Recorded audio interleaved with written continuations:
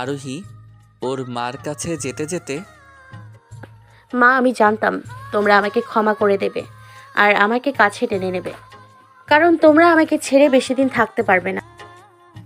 যেখানে আছো সেখানে দাঁড়িয়ে যাও। কেন মা? আমরা এখানে তোমাকে ক্ষমা করতে আসি নাই বা তোমাকে কাছে টেনে নিতেও আসি নাই। তাহলে হঠাৎ আসলে যে? সাগর আমাদের ডেকেছে, তাই আমরা এসেছি। কোথায় সাগর?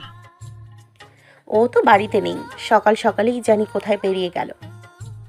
তাহলে আমাদের আসতে বললো কেন? জানি না, তোমরা একটু বসো। যদি চলে আসে, আর আমি তোমাদের জন্য চা আনছি। ঠিক আছে, আর তোমাকে কষ্ট করে আমাদের জন্য কিছু আনতে হবে না, আমরা এমনিতেই ঠিক আছি। অন্তত এক কাপ চা তো খাবো। তুমি যা করেছো, তারপরে তোমার হাতে চা কেন, পানিও খেতে ঘৃণা করে।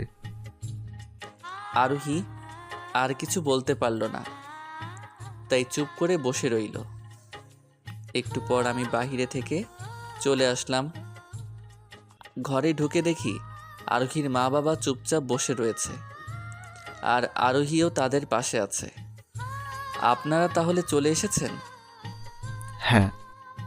বাবা, আমাদের হঠাৎ ডাকলে কেন? এমন কি দরকার ছিল যার জন্য আমাদের ডাকলে?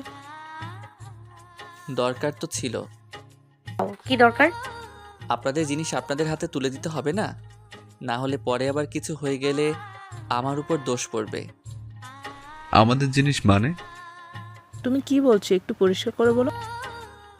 আপনাদের জিনিস মানে আপনাদের মেয়েকে আপনাদের হাতে তুলে দেওয়ার জন্য আজকে আপনাদের ডেকেছি। সাগর, তুমি এইসব কি বলছো? আমাকে মা বাবার হাতে তুলে দেবে মানে? আর কেনই বা তুলে দেবে? আমি ঠিকই বলছি। বাবা, তোমার হাতে ওই কাগজটা কিসে? এইটা আপনাদের মেয়েকে আপনাদের হাতে তুলে দেওয়ার কাগজ। মানে? এইটা ডিভোর্স পেপার। কি? হ্যাঁ, আজকে এখনই আমি আপনাকে ডিভোর্স দিব, তারও আপনার মা বাবার সামনে। আমি চলে যাওয়ার পর আপনি নিজের কিছু করে বসলে যাতে আমার উপর দোষ না পড়ে, তাই আমি আপনার মা বাবাকে ডেকেছি। সাগর, দয়া করে আমাকে ডিভোর্স দিও না। আমি এই একটা শেষ আশা নিয়ে বেঁচে আছি। দয়া করে আমাকে ডিভোর্স দিয়ে আমার আশাটা শেষ করে দিও না। সাগর, আমি আমার ভুলের জন্য তোমার কাছে 1000বার ক্ষমা চেয়েছি, কিন্তু তুমি আমাকে ক্ষমা করো নাই। তবু আমার কোনো দুঃখ নেই। তুমি আমাকে সারা জীবন নিজের চাকরানি করে রাখো, আমি কিচ্ছু বলবো না, কিন্তু তুমি আমাকে ডিভোর্স দিও না। কি করছেনটা কি? আমার পা ছাড়ুন। না, আগে বলো তুমি আমাকে ক্ষমা করে দিয়েছো, তারপরেই আমি তোমার পা ছাড়বো। হয়েছে, আর ভাব করতে হবে না, তাড়াতাড়ি কাগজটাই সাইন করে দিন। না, আমি জীবিত থাকতে এই কাগজে সাইন করব না। সাগর বাবা, আমি জানি আমার মেয়েটা ভুল করেছে। ওকে ওর ভুল শুধরানোর জন্য তুমি কি একটা সুযোগ দিবে না? তুমি ওকে ডিভোর্স দাও, আমরা কিছু বলবো না, কিন্তু ওকে ওর ভুল শুধরানোর জন্য একটা সুযোগ তো দিবে। আমরা জানি ওর কাজগুলো ক্ষমার যোগ্য না, তবুও তুমি কি ওকে একটা সুযোগ দিবে না? আপনারাই বলুন, আপনাদের মেয়েকে কি করে সুযোগ দিব? ওকে বিশ্বাস করে সুযোগ দিতেও আমার ভয় করে। ওই একবার আমার বোনকে মারতে চেয়েছে। ওকে সুযোগ দিয়ে যদি আমার ঘরে নিয়ে যাই, তারপরে যদি আমার পরিবারকে মেরে ফেলে, তখন কি হবে আমার? ওটা তো আমারও পরিবার, ওদের আমিও ভালোবাসি। আমাকে দয়া করে বিশ্বাস করে একটা সুযোগ দাও, আমি তোমার কাছে আর কিচ্ছু চাই না। আপনাকে বিশ্বাস করে আবার সুযোগ দেওয়া আমার পক্ষে সম্ভব না। আমি সাইন করে দিয়ে গেলাম। আজকে থেকে আপনি আমি দুইজনেই মুক্ত। আমি আপনার অত্যাচার চাকরের চাকরি থেকে মুক্ত। আমার একটু কাজ আছে, তাই আমি চলে যাচ্ছি। আশা করি আপনি সাইন করে ডিভোর্স পেপারের এক কপি আমাকে পাঠিয়ে দিবেন। কথাটা শেষ করে আমি কাগজ সাইন করে ঘর থেকে আমার ব্যাগ নিয়ে বেরিয়ে আসলাম। আমি আসার সময় আরোহী নিচে বসে বসে কান্না করতে লাগলো। আরোহী, অনেক কান্না করেছিস, এবার কান্না থামা। তোর ভুলে তুই সাগরকে হারিয়েছিস, এখন আর কান্না করে লাভ কি? মা, আমি না বুঝে একটা ভুল করে ফেলেছি, কিন্তু আমি তো হাজারবার সাগরের কাছে ক্ষমা চেয়েছি। সাগর কি আমাকে ক্ষমা করতে পারতো না? পারতো, কিন্তু করে নাই। মা, আমি সাগরকে ছাড়া বাঁচবো না। তুমি যেভাবেই পারো আমাকে আমার সাগরকে ফিরিয়ে দাও। সাগর তোকে ডিভোর্স দিয়ে চলে গেছে। এখন আর চাইলেও সাগরকে ফিরিয়ে দেওয়া সম্ভব না। তাই কান্না বন্ধ কর। না বাবা, আমি তোমার কাছে যখন যা চেয়েছি তুমি আমাকে এনে দিয়েছো। শেষবারের মতো তোমার কাছে সাগরকে চাইছি, দয়া করে আমাকে এনে দাও। আমি আমি কথা দিচ্ছি আমি আর কখনো তোমার কাছে কিচ্ছু চাইবো না। মা আমার, আমার পক্ষেও আর সাগরকে ফিরিয়ে আনা সম্ভব না। তোর কাছে সাগরকে একজনই ফিরিয়ে দিতে পারে। কে? মা, তুমি বলে দাও, কে আমার কাছে সাগরকে ফিরিয়ে দিতে পারবে? নিজেকে বিক্রি করে হলেও আমি সাগরকে ফিরে পেতে চাই। সাগরের মা, ওর বোন। সাগরের মার আর বোনের সব কথা শুনে সাগর ওর বোনের ইচ্ছে পূরণ করার জন্যই তোকে বিয়ে করেছিল। এখন একমাত্র তারা দুজনেই পারে তোর কাছে সাগরকে ফিরিয়ে দিতে। হ্যাঁ, তুমি ঠিক বলেছ। যদি তারা দুজন তোকে মন থেকে মেনে নেয়, তাহলে সাগরও তোকে মেনে নিবে। কথাটা শোনার সাথে সাথে আরোহী চোখ মুছে ডিভোর্স পেপার ছিঁড়ে গাড়ি নিয়ে মা আর শ্রেয়ার কাছে চলে গেল। অন্যদিকে নাহিদের সাথে আমার কিছু কাজ ছিল, তাই আমি কাজটা শেষ করে বাড়িতে গেলাম। আমি বাড়িতে গিয়ে কিছুটা অবাক হলাম, কারণ মা আর শ্রেয়ার সাথে আরোহী আর আরোহীর মা বাবাও বসেছিল। আমি ওনাদের এখানে আশা করিনি। আপনারা আপনারা আবার এখানে কেন? শুনলাম তুই নাকি আরোহীকে ডিভোর্স দিয়ে এসেছিস, কথা থেকে সত্যি?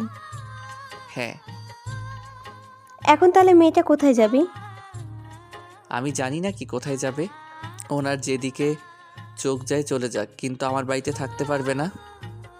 তুই জানিস না মুসলিম মেয়েদের একবারে বিয়ে হয়, ওদের বারবার বিয়ে হয় না?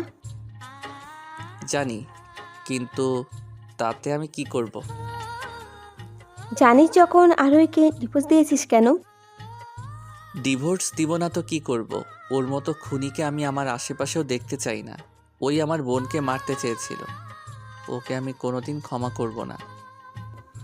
আমি জানি শ্রেয়াকে তুই অনেক ভালোবাসিস, শ্রেয়ার জন্য তুই সব কিছু করতে পারিস, আর শ্রেয়ার ক্ষতি যারা চায় তাদেরকে তুই দু চোখেও দেখতে পারিস না, কিন্তু তাই বলে আরোহীর জীবনটা তুই এইভাবে নষ্ট করে দিস না। আমি তো নষ্ট করছি না, আমি তো ওকে ডিভোর্স দিয়েই এসেছি।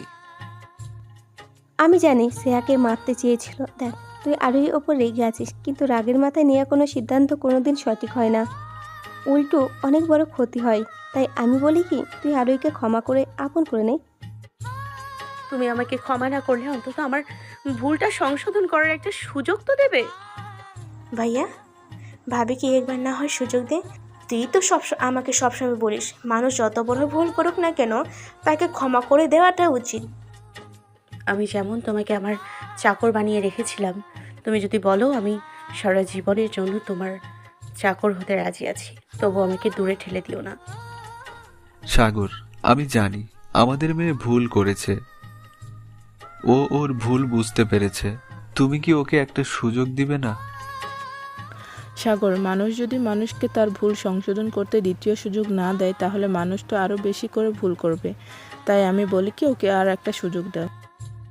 দেখ, আরোহী ওর ভুল বুঝতে পেরেছে, তাছাড়া আমি বুড়ো হয়ে এসেছি, আমাকে দিয়ে এখন আর এত কাজ করা সম্ভব হয় না।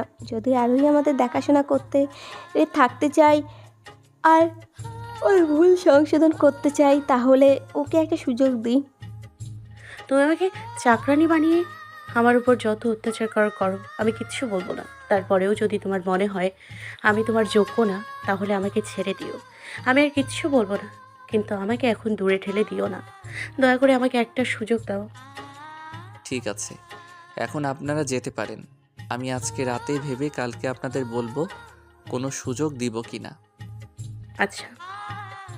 তারপরে সবাই চলে গেল। রাতে খেয়ে আমি ভাবতে লাগলাম কি করা যায়। কিছু সময় ভেবে আমি ঘুমিয়ে পড়লাম। পরের দিন ভার্সিটিতে আমি আনিকা, নিধি, আরও কয়েকজন মেয়ে এবং ছেলের সাথে হেসে হেসে কথা বলছিলাম। তখনই আরোহী রেগে কোথা থেকে জানি আসলো। তোমাকে বলেছি না ওদের সাথে তুমি হেসে হেসে কথা বলবে না। কেন? আমি ওদের সাথে হাসাহাসি করলে আপনার কি সমস্যা? তোমাকে কোনো মেয়ের সাথে হেসে হেসে কথা বলতে দেখলে আমার ভয় হয়, কষ্ট হয়। কিসের ভয়? তোমাকে হারানোর ভয়। কেন? কারণ আমি তোমাকে ভালোবাসি। কথাটা শোনার পর আমি চুপ করে রইলাম। একটু পরেই আমার পাশে থাকা মেয়েগুলোর মধ্যে একজন আরেকজনের কাছে বলতে লাগলো যে মেয়ে তার স্বামীকে পরপুরুষের জুতা দিয়ে ভার্সিটির সবার সামনে মারতে পারে সে নাকি আবার ভালোবাসে। কথাটা বলেই ওরা সবাই হাসতে লাগলো। ওদের কথা শুনে আমারও হাসি পেল, কারণ ওরা কিছু ভুল বলেনি, ওরা ঠিকই বলেছে। তারপর আরোহী যা করলো তা দেখে আমি অনেকটা অবাক হলাম। আমি কখনো ভাবতেই পারিনি আরোহীর মতো মেয়ে ভার্সিটির সবার সামনে এমন কিছু করতে পারে। সবাই যখন হাসাহাসি করছিল তখন আরোহী মাথা নিচু করেছিল। আমি সেখানে কিছু সময় থেকে ক্লাসে যাওয়ার জন্য রওনা দিলাম। আমি যখন ক্যাম্পাসের মাঝে, অর্থাৎ যেখান থেকে সবাই আমাকে দেখতে পাবে, সেখানে আসতেই আমার পা আটকে গেল। কেন জানি আমি আর হাঁটতে পারছি না। কেন হাঁটতে পারছি না তা দেখার জন্য নিচে তাকালাম। নিচে তাকাতেই আমি অনেক অবাক হয়ে গেলাম, কারণ আরোহী আমার 2 পা ধরে মাথা নিচু করে বসে রয়েছে। আমি কখনো ভাবতেই পারিনি আরোহী ভার্সিটির সবার সামনে আমার পা ধরবে। সবাই আমাদের দিকে